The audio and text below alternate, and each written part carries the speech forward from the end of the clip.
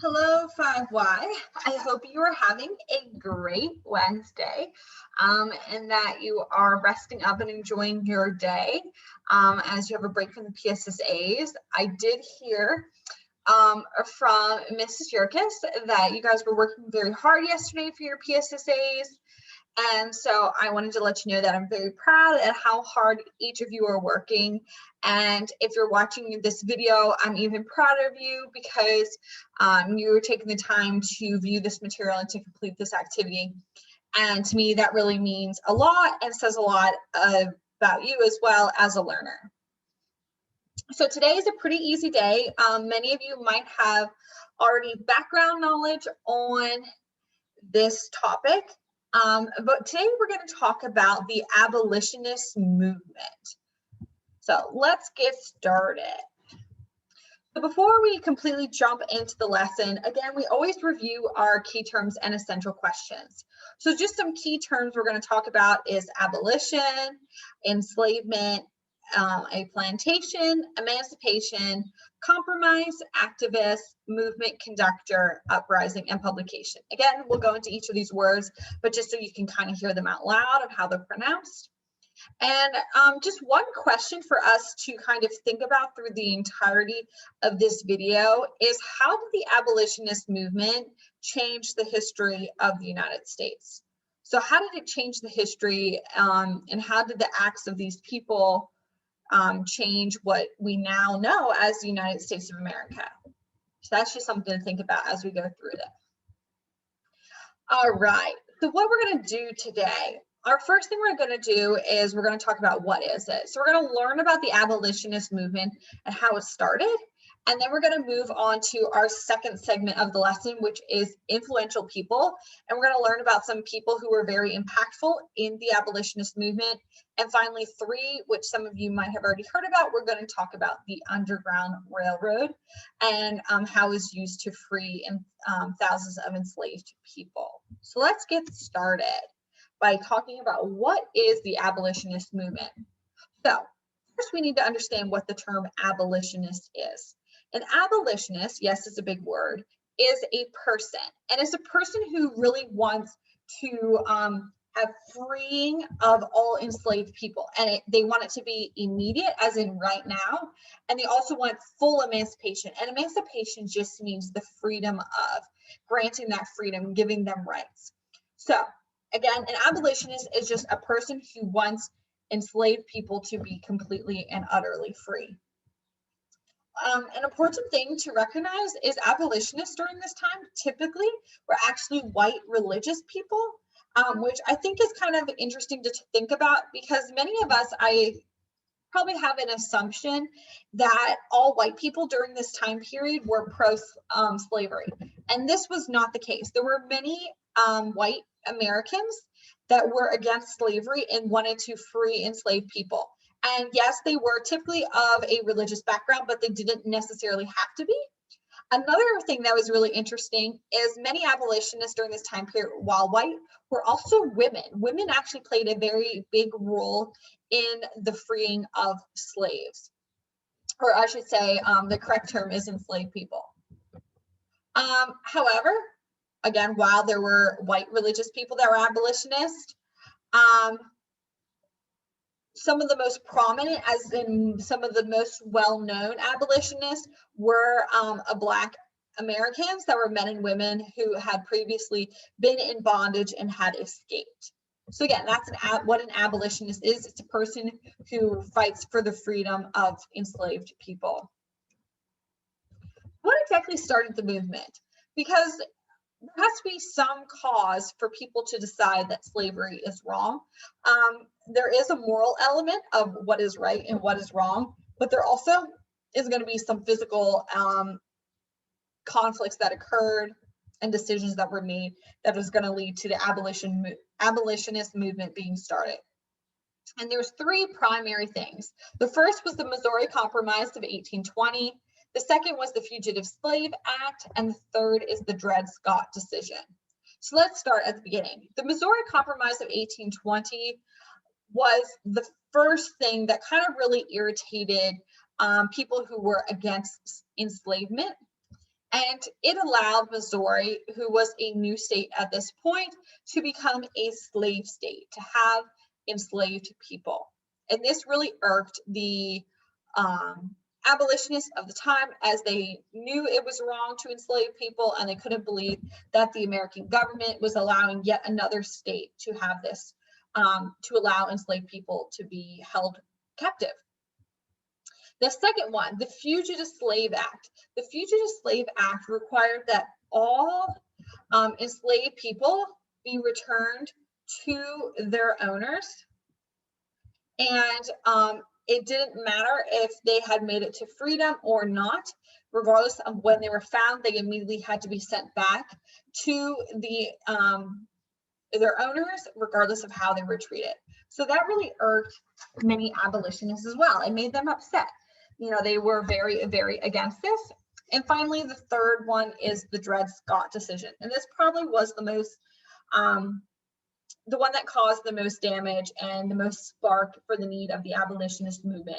And it declared, and it was a law that was passed by the Supreme Court, I should say, a decision that was made by the Supreme Court, the highest court in the United States. And it declared that any free or enslaved Black person did not have legal rights, legal citizen rights. And this was not something that people thought was right. And so they wanted to fight against it, because that's meant that they could not vote. They weren't given any say in their governing. And so the abolitionists decided it was time to do something. So that's where it all got started. And what is it? The movement is the movement of people working to free enslaved people. That's what the abolitionist movement was. And remember, an abolitionist is just a person who is opposed to slavery and wants to free enslaved people. And it gets started by three things: the Missouri Compromise of 1820, the Fugitive Slave Act, and finally the Dred Scott decision. All of those were very, very important. So let's move on to influential people. This is probably our largest segment for today, but that's because it's going to be kind of brief in a way as well. We just got to get through a couple of people. So our first abolitionist, these were all abolitionists, was William Lloyd Garrison. And that's a picture of him on the left. And he was one of the very first abolitionists, and he wrote a publication called The Liberator. And a publication kind of means like an article in a way, but it was kind of just on its own piece of paper. So it wasn't a magazine, it wasn't a newspaper. So it's kind of in between, so it's called a publication. But he wrote it, and it was called The Liberator.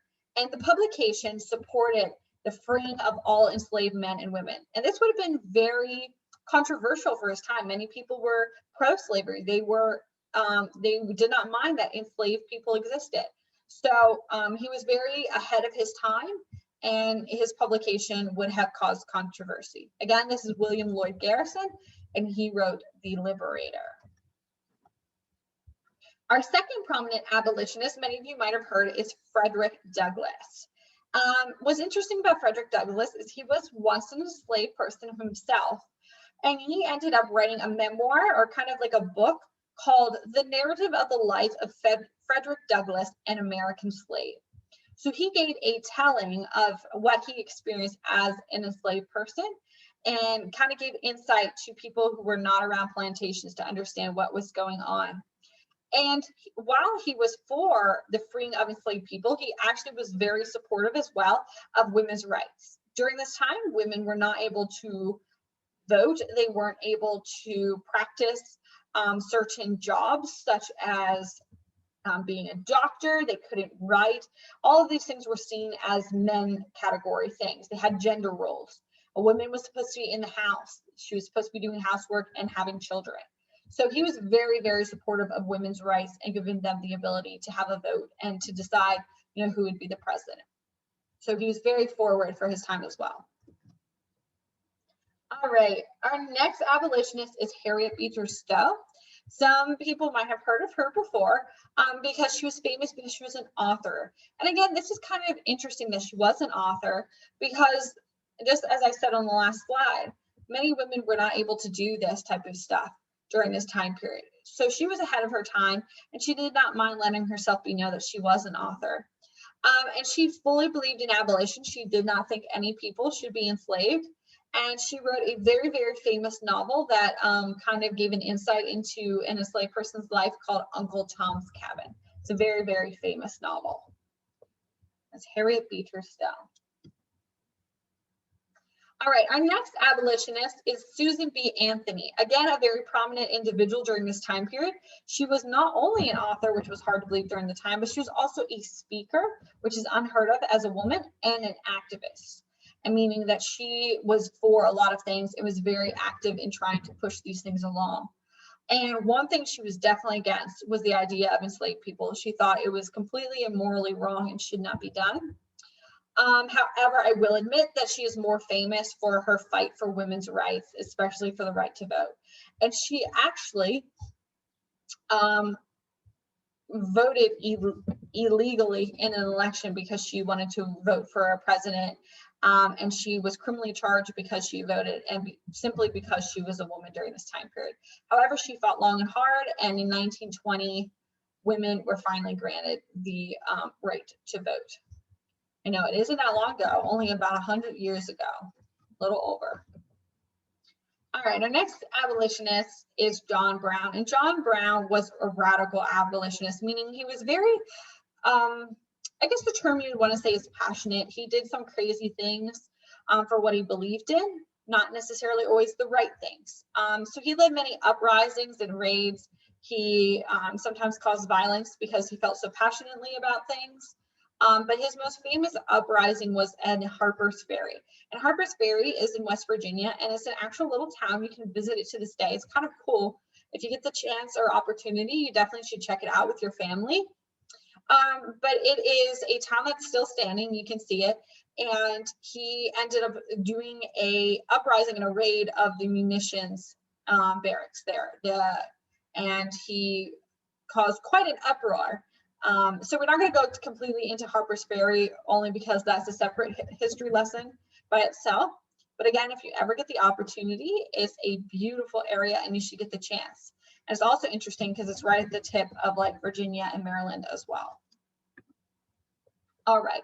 And finally, our last abolitionist, and probably the most prominent and memorable one, is Harriet Tubman. And Harriet Tubman was an enslaved person herself. She escaped from the plantation. And the plantation is basically the very large farm that they worked on. The plantations occurred down in the South, and they often grew cotton or tobacco or indigo. So those were things that the plantation or like the farm would grow. So she escaped from her plantation, and she became what we call a conductor on the Underground Railroad. And a conductor was just a person who would help enslaved people and would bring them back to freedom. And she led dozens to freedom and never lost anyone along the journey, which is incredibly rare and hard to believe during this time period, because if an enslaved person had escaped, the plantation owners would send people to hunt them down, often with dogs and on horseback with guns, and oftentimes they would not make it. They would be killed, unfortunately, if they were found or they were beaten. So it was a really hard time for any enslaved or person of color during this time period. So Harriet Tubman is very important, and you will get to experience a little bit more about Harriet Tubman during your activities. So that leads us to our very third and final segment, which is also a very exciting one, and that's the Underground Railroad. Some of you might be thinking, what? There was a railroad underground? I know it kind of gives that impression based on the name, but as you can see right here, the Underground Railroad was not an actual railroad. It didn't actually go below ground. There wasn't a train track that people could hop on and ride the train to Canada. No, the Underground Railroad was just a route. And that's why they called it that, because no, it was almost as if these people went underground and were taken to Canada and no one could ever find them again. That's why it was called the Underground Railroad. But it was a route of places and of people to help enslave individuals escape from the North. I mean, I messed that up. I apologize. I should say from the South to the North, not the other way around. They were moving from the South to the North.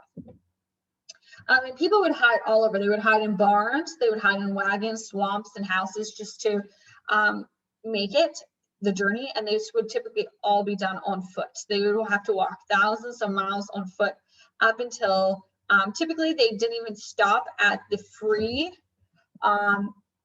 states of the United States. They typically went straight to Canada because Canada was very against slavery during this time period. And any abolitionist that helped out in the Underground Railroad was considered a conductor on the railroad, because they would be leading those people and kind of in charge of that train of people. So the Underground Railroad is very, very, very important and influential. Again, remember I told you the plantation owners would go after the enslaved people with dogs. They would go after them with horses, and just a big group of men as well. Anything they could do to get back their enslaved person. And the reason they did that was because the enslaved person was actually their income. It gave them power, it gave them wealth. And yes, it was very, very wrong, but this was the reason that they did it. So they didn't want to lose these enslaved people, because it was like losing money to them.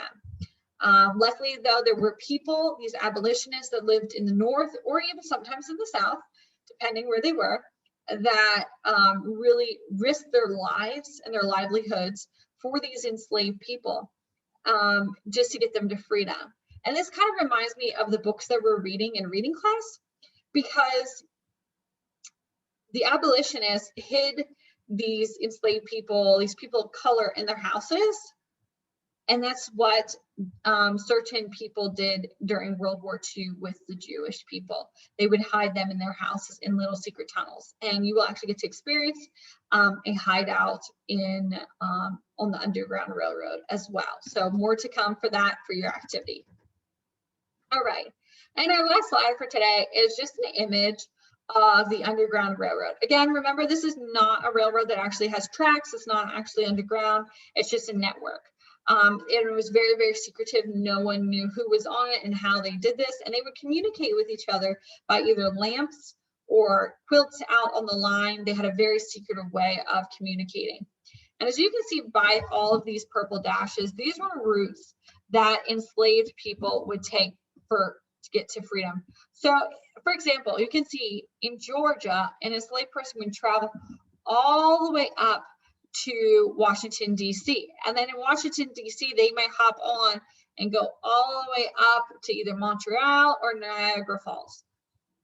It just depended, but you can see they traveled north, from the south to the north, truly right past those northern states, even though they were considered free states. They would go straight to Canada, because that is where they were truly granted freedom. Remember, the Dred Scott decision made it that free or enslaved persons of color were not given citizen rights. So they were not able to vote. They were not given equal rights or the ability to own land. So this is why they would have to go to Canada. So think about that long journey and how far these people would have to go and to walk to be relocated. And this kind of also goes back in a way to our Trail of Tears. Remember, the Cherokee people had to walk thousands of miles as well to be relocated to a new home. Luckily for the enslaved people, this was a positive place compared to the Cherokee Nation. It was a very negative place. That is the abolitionist movement. You're going to get to explore or watch a video on a house that has a secret passageway, and get to explore that. And you're also going to get to do a little bit of research on Harriet Tubman. I don't want to make it too difficult for you guys this week, because I recognize that you're tired out from your PSSAs. So, however, I'm very appreciative that you're watching this video and that you're taking the time to complete the activities, because it truly means a lot to both me and Mrs. Yerkes that you are completing these activities. As always, I want you to know that I'm there on Seesaw. If you need me or have any questions, please don't hesitate to reach out. If you ever want any additional information, I can definitely provide that to you as well if you maybe had a question that wasn't answered. So if not, I will see you on Thursday. Have a great day. Bye.